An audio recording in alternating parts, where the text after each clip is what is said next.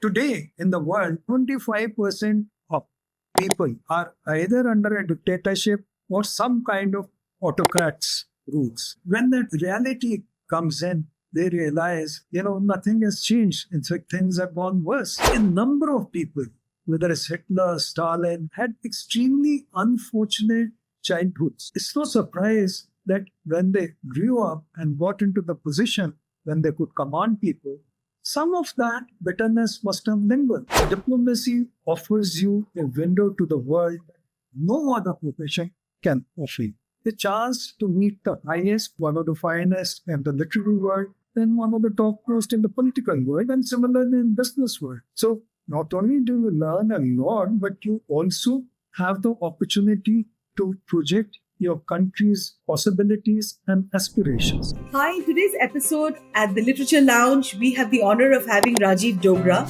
a former diplomat, author, television commentator, and an artist. A career in foreign service, he was India's ambassador to Italy in Rome. He was also the permanent representative to the United Nations agencies based there. Prior to that, he served as ambassador to Romania, Moldova and Albania, and was the last Indian consul general in Karachi, Pakistan. And that really gets all Indians extremely excited. So he also received the honorary doctorate from the University of Oradea in Romania and is an honorary professor at the University of Târgoviste, an active public speaker. He's one of India's foremost commentators on foreign policy and strategic issues and is noted for his assertive views. So let's see how much we can get out of him today. He's also the best-selling author of 8 books. Okay, you didn't hear me, or did you hear me right for all my listeners? 8 books we're talking about, including the latest book, Autocrats, Charisma, Power, and Their Lives, which has left readers captivated by its deep dive into the psychology and rise of authoritarian leaders. We dive into the stories behind influential authors, thinkers, and leaders today with Mr. Rajiv Dogra. Thank you for being on today's episode. Thank you. It's a pleasure to be on your episode. Thank you so much, sir. I almost, I had to drink a glass of water when I had to complete all the honors that you have. And तो थोड़ा वक्त ले लूं मैं सांस लेने में. Amazing. Fantastic. So ये जो किताब आपने लिखी है, Charisma, Power and Their Lives, before we dive into the book, your career as an ambassador representing India on the world stage, could you share some of the most memorable experiences from your diplomatic career and how these shaped your worldview? Well, that's a long list because I started long time back. And then world was not connected. World was not flat. World was not reachable. There was always this fascination, especially when you're young, to see what the rest of the world looks like. And diplomacy was supposed to be, for people who are inclined towards civil services, to be one of the finest ways of seeing the world while serving your country. So it just so happened that I was lucky enough to get in and join the foreign service because I'm an engineer to begin. I left engineering to call the humanities subjects, of which I think I am the only one so far in India to have done that and successfully got into the foreign service. Again, luck played a part, and my first posting in mid-70s was in Sweden. That was a fascinating experience because Sweden was at that time one of the most advanced countries in the world. In per capita terms, the richest country in the world because the Gulf oil had still not come in. It was always curious to find out as to how the other side lived. People who had everything going for them. Technology, in terms of comforts of life, in terms of advancement, and in terms of best education facilities at their universities. So when I went there, I found that in the first instance, people were a little reserved. And as they opened up, they told me, look, we are like a bottle of ketchup. It takes a long time for ketchup to come out. Once it comes out, then it pours. When we become friends, we accept with open heart and huge hugs. So don't worry, take a month or two and you'll find a whole lot of friends. And I found a whole lot of friends, including regular companion on the, as they call it in Sweden, tunnelbana subway or the tube, was the Prime Minister of Sweden, Olof Palme, who was assassinated. So, I'll get up groggily in the morning because my first task was as a young diplomat to learn the language. So I used to go to Stockholm University to learn the language and then, you know, go off to the embassy for a little bit of uh, reading the newspapers and saying sir to my ambassador.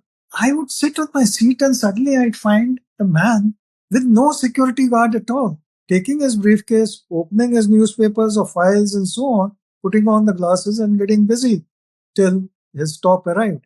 And I found it very strange. Such things can happen. Then over time, one of my best friends in Sweden, I was in 20s, and one of my best friends was Arthur Lundqvist, who was the chairman of Swedish Academy of Literature, which awards the Nobel Prize. So, I used to wonder what is common between us. So he and his wife became very good friends. And at one time, I asked him, why after Tagore, you haven't given any Nobel Prize an Indian? We have a huge, rich literary tradition in our regional languages besides English and Hindi. So give us a chance. So he said, Rajiv, okay, I give you my promise. Your best books, and they will get serious consideration in the next year's prize. So I was really, I wrote back to authorities in Delhi, and after a month or two, the diplomatic bag arrived with lots of books. I'm not telling you a secret, but I'm pouring my heart out to your audience. Some of the books were dog-eared. They seemed as if they'd been picked up from a second-hand shop. Other books, from the title of the author, I could make out were relatives of whosoever was the officers that making that selling. I felt so ashamed I never gave that representation of books to Arthur Lundqvist. India lost a chance. He had given me his solemn promise, and when a person of that caliber gives you a promise, he would have at least made sure that it got reading, serious consideration. So that was my first impression. Some of us take things easy, the other side does not. There were a whole lot of others. Let me tell you another example. When I was ambassador in Romania, the first time you go and present your credentials, the formal letter from President of India, his counterpart in the country Europe. They're called letters of credentials. Mr. Iliescu was the president. So first time it is formal and you have a brief chit chat and cup of tea or coffee, and then it was always in all countries. It's a very fine ceremony. Second time I went, we had a longer chat, and I was feeling slightly mischievous because Iliescu was known to be also Pakka communist under Ceausescu, the dictator. So when I was getting up to leave, I turned to him and I said, Mr. President, was it the theory or the practice that? He didn't take a second. He said it was the practice. Then he smiled at me. I smiled back, saying that I've got the message that your heart is still with communism. It was the practice of communism, people who were practicing it, who didn't live up to ideology's promise. One of the finest things about diplomacy, and I would say it also of today, opportunities in private sector today and much better pay, and they can also on their own travel the world, unlike during my time. Diplomacy offers you a window to the world that no other profession, the chance to meet the highest, as I told you, one of the finest in the literary world, and one of the topmost in the political world, and similarly in business. Wherever I went, wherever I was posted, there were opportunities to meet the highest also in the industry and business. So not only do you learn a lot, but you also have the opportunity to project your country's possibilities and aspirations. And there were a number of things where I think a lot of reason to look back and satisfy. Wonderful. My God, I almost traveled with you, and I could see the books with the dog ears, and I was feeling so sad because it's an opportunity really gone, right? So many diplomats, transition into writing, but you have written across genres, including foreign policy, history, and fiction. So what inspired you to start writing, and how did you balance the precision of diplomacy with the creativity of being an author? वो तो काफी delicate balance होता है. तो उसको किस तरीके से आपने बैलेंस किया है? As I told you, my discipline was engineering, and instead of going to St. Stephen's in Delhi or IIT Delhi, for some reason I landed up in Banaras because the electrical engineering at that time was considered one of the best any engineering college had to offer in Banaras. That was a great education because people from all over the country, it was hostel living in a magnificent campus created by Madan Mohan Malviya ji in 1920s through Indian funds, through donations. If we had engineering college, next was a science college, there was a medical college, an arts college, and so on. You interacted off and on, not frequently. One of those times, there was a person from Tamil Nadu who was in the arts college studying political science. So we asked him, why the hell are you here? Don't you have colleges in Madras at that time? So he said, look, my father is the speaker of the assembly. He said, if you want to learn the art of politics, go to Banaras. There are strikes in the university every year, so you get to know how to manage those. The Rajnaran, the famous politician of that time, camps outside the university once every year to encourage students to join his party or to go on strike. So where else can you find so much of human interaction and so much variety of human psychology? So that was one. Like him, in a different way, I learned a lot, whether it was Koirala's son, who was my contemporary in college. Manisha Koirala's mother was also there and father was also there. College at the same time. They were in arts college, but friends. You got to know people who were displaced, got to know people who were there with ambitions, people who were only interested in politics. When I used to finally go back to my hostel room and try to sleep, for some time I could not sleep. There were stories pouring out of my head. Right from that time, preoccupation was writing. I wanted to write. So anyway, that was later on when I joined the service and was traveling around from Delhi to various places. There were some fascination things I came across. And I started writing middles for Hindustan Times. I wrote a lot of middles for Hindustan Times. So that was one phase. Then gradually, when I started observing not just my colleagues, but colleagues from other embassies and so on, I'll give you one example. I think it was the Norwegian embassy, so in Delhi. So one diplomat, for some reason, decided that he must come on an elephant. And Sorry, but I have to laugh at this one. Seriously, come on an elephant. if you read Wow. if you read my novel, almost an ambassador, you will find this incident repeated. So he wrote an application to his ambassador. I want a garage for my elephant. That's my vehicle, and I also want to grass or whatever in that garage so that he can feed himself. And it actually happened. So there are stories like that. That gave me a feed material enough to start writing my novel when I was in service. Alongside, uh, just after I retired, newspapers and magazines were asking me or requesting me to write on foreign policy. So there was Stream also we started, and which was a natural progression. Been doing that all my life, so writing.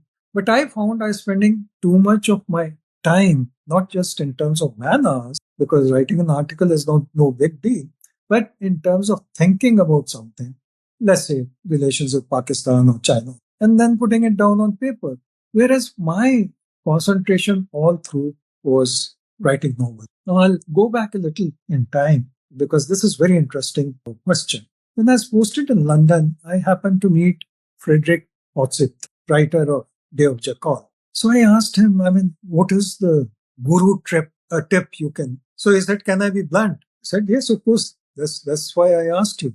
When you are writing, you must forget that you are in your office. You must forget you are writing on a file. Please do not think that you have a secretary in front of you and you can dictate to him some note or the other. Hat off your head when you're writing your own satisfaction in your home. Now that was a great tip because normally you're used to when you are a bureaucrat or a diplomat, you are used to a certain style which is cut and dry. Some people can write 10 pages where one paragraph is needed. Even if you're brief, it does not inspire, great to someone who's reading and working. If you write in the bureaucratic style. That never forgot that once I leave office, let's say at 5 o'clock, then I'm a different person. then I start set my mental clock or mechanism to a different tune. And that helped me a lot. The second great teacher I have is my daughter, who's a writer herself, Radhika Swaroop. She's written two wonderful novels. So when I was, struggling with the next novel, she's based in London. So she asked me, "What are you doing, Papa?" So I said, "Next novel," very proudly.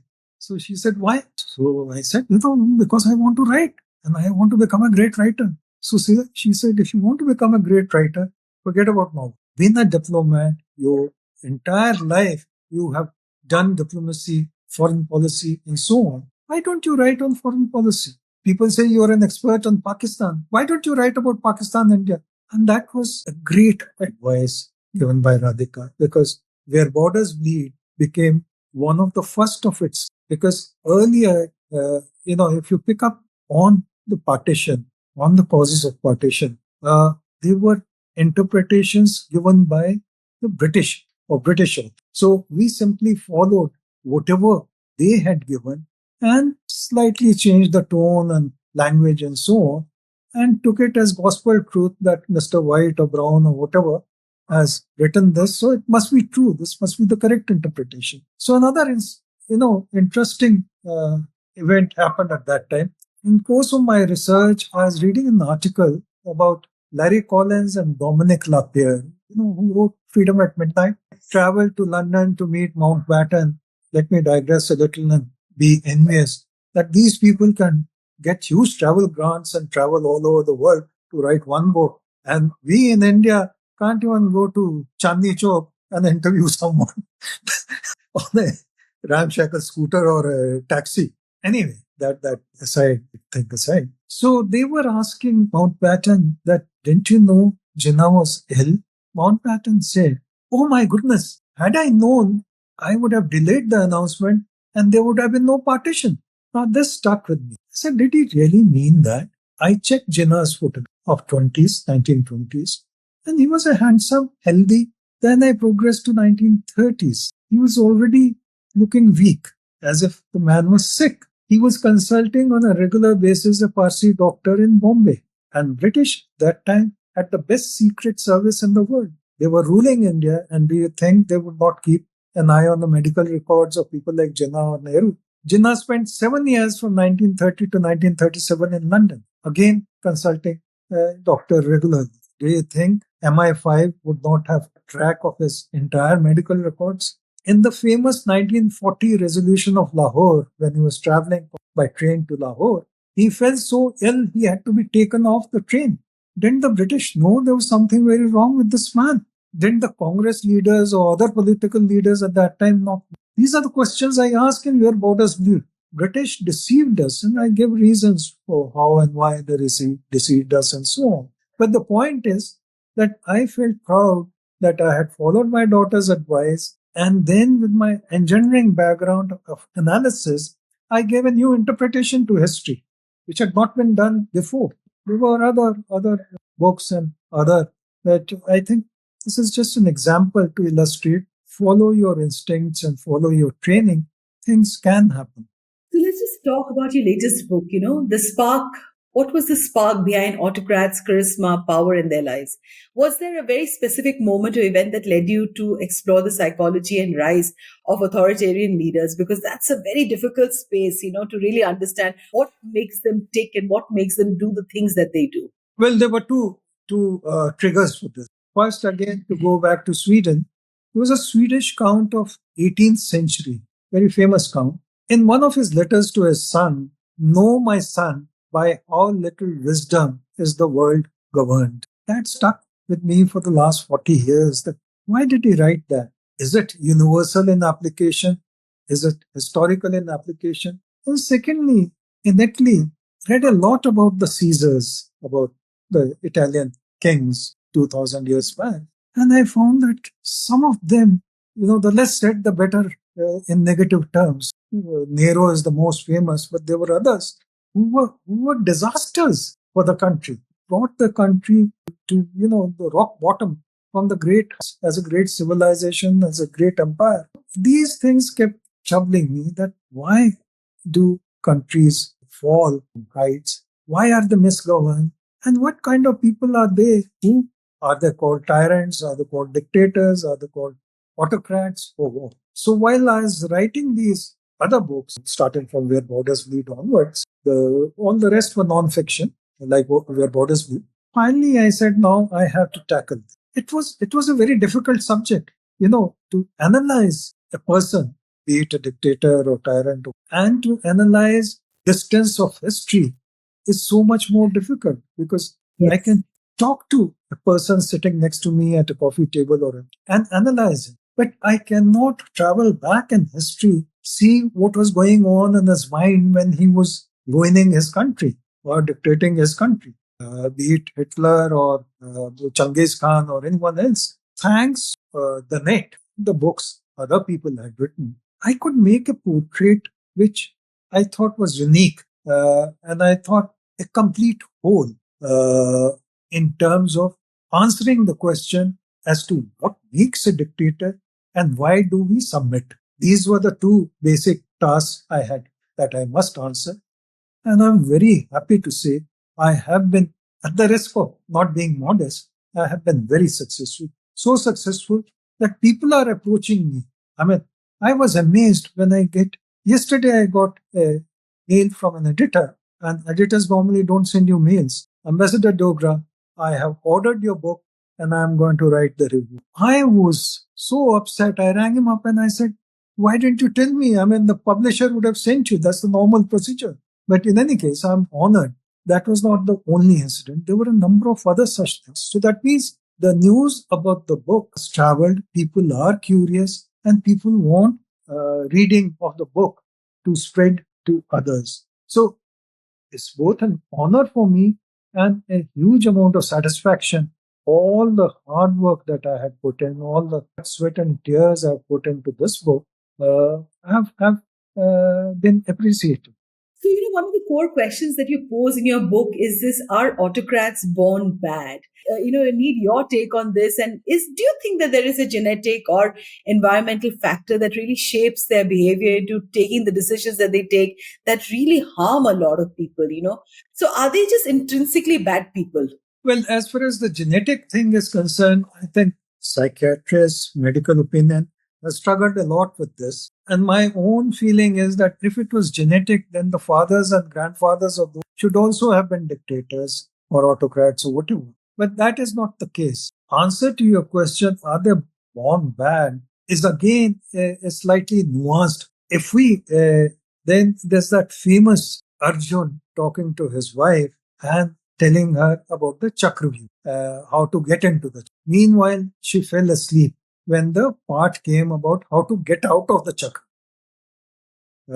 In a battle, Chakravyuh is Yes. supposed to be one of the most formidable formations. And Abhimanyu, poor chap, who was not yet born, who was in mother's stomach, heard that first part, but because the mother had gone off to sleep and Arjun stopped, he had not heard how to get out. And hence is the reason why he was killed. Now, that is mythology. Whether that is correct or not, I won't be able to say. It is for each person, each of us to judge. That gives you a hint that perhaps it is possible there is something from the conception stages influences the child. Maybe mother's thinking, oh, whatever. So that is one part. I mean, as I said, nothing can be definitive about it. It does and certainly have, and I've given full accounts of that in the Born Bar chapter, is the influence of circumstances. A number of people, whether it's Hitler, Stalin, or any of the others, Saddam Hussein, had extremely unfortunate childhoods. Their fathers were drunk. They used to regularly beat them up. They left their home, their wives and family, when these people were very young, 5 years old, 6 years old, or 10 years old, and extremely poor. It's no surprise when they grew up and got into the position when they could command people, some of that bitterness must have lingered. There are exceptions, of course, but by and large, I would say out of 100% of the people who have had a difficult childhood do become rather extreme when they get into the position of power. So let's just talk a little bit about charisma and autocrats, right? So clearly, people are very, very drawn to charisma in leaders, and even when you know that it's clearly destructive. So how does charisma really help in autocrats? In gaining control the entire mindset of a nation. I mean, it really requires tremendous talent. So tell us a little bit about that. Charisma is not really only with the dictators or autocrats. Hitler had huge amounts of charisma, but so had Chaplin. Hitler made people cry, Chaplin made people laugh. Kennedy, John F. Kennedy, had a huge amount of charisma, but so did Osama bin Laden. So there are the positives of it and negatives of it. The negatives of it destructive in their end. And most autocratic, dictatorial leaders of a country, one way or the other. There are some who are, let's say Erdogan of Turkey, who may not have charisma, but he has the power. Otherwise, he looks so angry with the world. Most other leaders promise you the rose garden, involve you in the rose garden that they say they are going to create for you. It becomes a partnership between that leader and the public at large, who gets swayed by these honey that maybe, yes, we are going to see a new dawn in our country. Maybe we will have good days like never before. Because he also says that, look, this government or the previous government was horrible. I'm going to make your life extremely easy and comfortable as never before. The other thing they add to this, the masala they add is that will make the country great again. So nationalism is another they induce in minds of people. So it's a collective project that they involve people in. That is how they rise to the top or grab the top position. But, I must also say that these terms which we use today, autocrats and so on, they were not when they came into usage. Most of these terms are of Greek origin. Autocrat, for example, was used as recently as a few centuries back. Catherine Russia, she used to call herself we, Catherine such and such, the Empress, and so on, autocrat of the Russian people. The negative during the French period, when I think Louis XIV or so, or not Louis XIV, Louis, about the time of Louis XVI, the negative connotations. People started saying he's autocrat, he's autocratic. So it's really the usage corrupted the title. To begin with, the title was meant in a positive. The world changes, so does the interpretation. And Absolutely. So many words I think have not, can't be used any longer, and language changes over time, and that's the truth, of life. So, can you just share an example, of a country that, has really had irreparable damage, and have had very lasting effects with an autocrat? why just one country? Why not many countries? So History is full of those examples. I gave you the example of the Roman Empire and how it yeah. crashed. Turkey, the Ottoman Empire was huge. It crashed. Closer home in Pakistan, Yahya Khan, the dictator, ably supported by Bhutto, were responsible for the bifurcation of Pakistan into two countries. So it was a dictator who made sure that his wrong policies resulted in the amputation of a country. Sheikh Hasina is being accused, at least in Bangladesh, of being autocratic. From a country which is going up and up in the last few years, it has now chosen a path which will only take it on a downslide. Germany, had Hitler not been there, do you think Second World War would have happened? Do you think Germany would have been divided? There are examples galore. A single person of a single bad egg spoiling the entire basket. Unfortunately, people suffer. People suffer. Their sense of nationalism suffers, takes a knock. The sense of history suffers. Unfortunately, again, public memory is short. In a period of time, there was a dictator who had ruined us and our country, and they go back to elect a similar kind of a person again. So, unfortunately, we are condemned to repeating history. So, in your book, you discuss how autocrats actually manipulate their image to maintain power. So, do you really think that the media also contributes to the rise and sustenance of this? And you'll have to be very honest with me. Well, absolutely. Media In such situations, one shouldn't be subjective. I'm being objective. I'm talking of the world at large. Media certainly succumbs because media wants to get its commercial revenue. Media wants to maintain its profitability. Rest of the people in that country, that particular country, the media also starts praising the dictator or the autocrat. Not just the media. Another fashion statement is the PR agencies. PR agencies come in to whitewash the sins and the negatives. Can you imagine Hitler employed a PR agency in USA to promote his image? He was paying them, or Germany was paying that particular agency regularly. I think at that time a princely sum of $10,000 or something like that. There Wow. was a there was a parliamentary committee in Britain because Britain is one of the principal centers of whitewashing dictators. So finally, this parliamentary committee was set up, and one of the most infamous PR agencies head was called in. So one of the members, one of the MPs, asked him, you have committed so many sins as an agency, in our opinion, by taking up cases of these dictators and autocrats. Don't you think public has a right to know? You know what he answered? Public has no right to know. This is in today's age. Tony Blair became a PR agent for the dictator of Kazakhstan, getting $5 million for a 2-year term. So he said, in case your actions graver, then I'll have to charge you. So can you imagine a person like Tony Blair who was telling the entire world how moralistic he was, how idealistic he was, goes in and takes few $1 million in order to sell his soul. Media, all the rest of us, succumbs and unfortunately succumb. I'll give you one concrete example as to what happens if they don't succumb. There was a very big group in Turkey, one of the largest newspaper groups, media groups. So when I was handling Turkey, it happened at that time. They started being critical of Erdogan. He watched them for some time, sent messages for some time.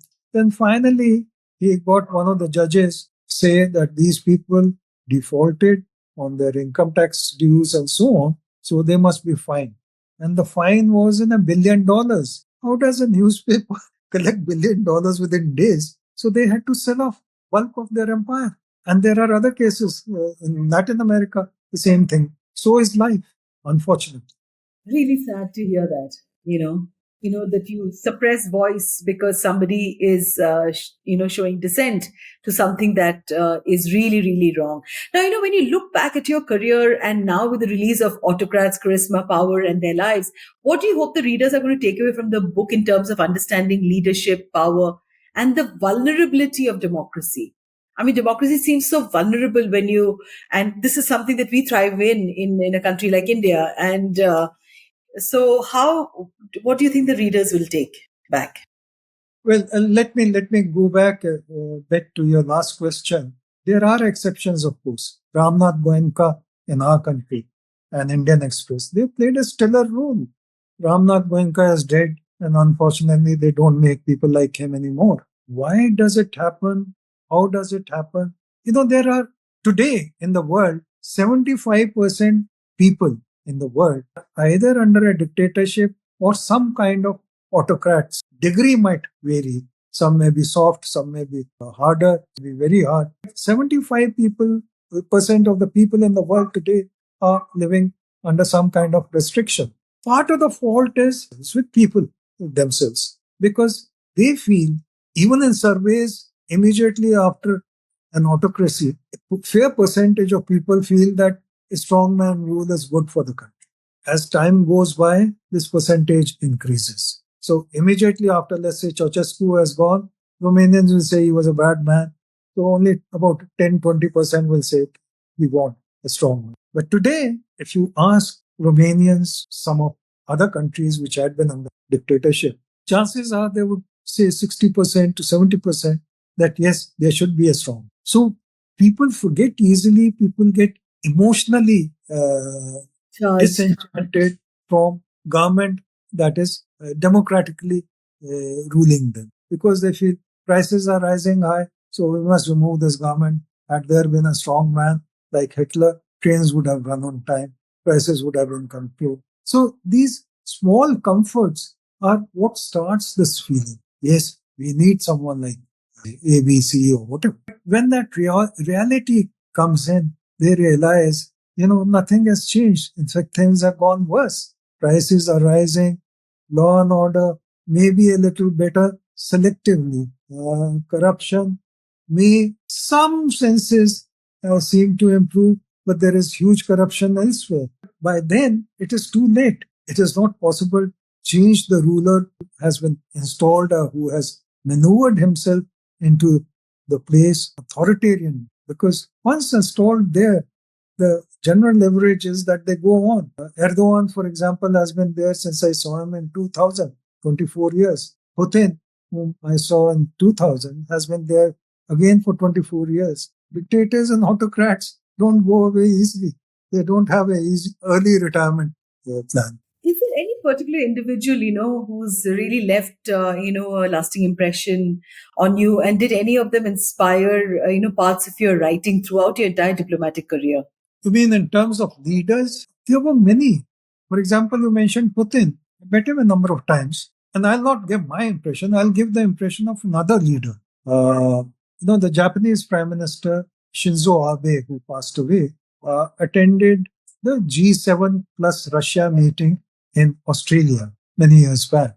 Before he passed away, he was giving an interview to a Japanese man. And that gentleman, the journalist, asked him, "How do you rate Putin?" So he said, "I'll give you a specific instance. When we were in Australia at this then G8 meeting, the entire Western world was raged against Obama, Cameroon, and so on, who thought they were great. This man was the better of all of them, intellectually, in terms of his convictions, in terms of his way debating issues. I feel had there been another leader or another dictator in Putin's place, he may have resorted a tactical nuclear bomb, maybe 6 months earlier or 6 months back or 1 year back, because provocations have been intense and extreme. But he has so far maintained his. So that is one point. The second is the humility of some of the leaders. Mr. Romano Prodi was the Prime Minister of Italy when I was there. And I had known him slightly. I did 2 postings in Italy, first as a young diplomat, then as ambassador. So I'd known him from that time, that first time, because he was then the chairman of one of the largest public sector undertakings in Italy. So he was coming as Prime Minister to India, and I sought an appointment. And I thought there'll be a whole lot of hangers-on with him. And naturally, took one of my young officers along. It's also a good experience for him. So we went there. Mr. Prodi was sitting behind his desk and there was no one else. He just had a little pad in front of him, besides other files and so on, which is normal. And he said, "Please tell me." So we were with him for 45 minutes and he was noting down every point I had made. Naturally, you send your message back home that this is what happened. He was gracious enough to see me and so on. The meetings in Delhi were a record of discussions I had with Mr. Prodi. So that was, in a way, a manner, his decency and a manner of his appreciation that the other person had taken time to prepare himself before I took on him. One follow-up of this, there's a very nice resort, Italy. There are many, but one of them, it's called Cinque Terre, 5. I had gone there once, and Mr. Prodi, as Prime Minister, was leaving that. His car was leaving and I reaching me. So people there must have told him the Indian ambassador is coming. He is my friend. He will not stay anywhere else. He will stay where I stayed. Now that's a great honor. So it also shows the character of that. Supposing it was a dictator, his response perhaps would have been, make sure that fellow is not anywhere near. He'll plant bugs. Anything can happen when a foreigner is. Ambassadors and diplomats are not bug planters. That is the mentality of a dictator, that he suspects everything. But here was this great Democrat who said, make sure he stays nowhere else. He stays in the same place meaning the same suite. So you meet very gracious people in your travels, in your postings, and they are the ones who leave a very lasting impression in a very fine way. Thank you so much for being on today's episode, Rajiv. And this was Ambassador Rajiv Dogra for us and his latest book that we are all, it's a great on what autocrats are all about and the psychology and the rise of authoritarian leaders. The name of the book is Autocrats, Charisma, Power in Their Lives, and wishing you all the best and many more books from you, Ambassador Rajiv Dogra. Thank you so much for being on today's episode. Thank you so much. It's been a pleasure. You were a great interviewer. Thank you. Oh, thank you so much. Thank you. Thank you, sir.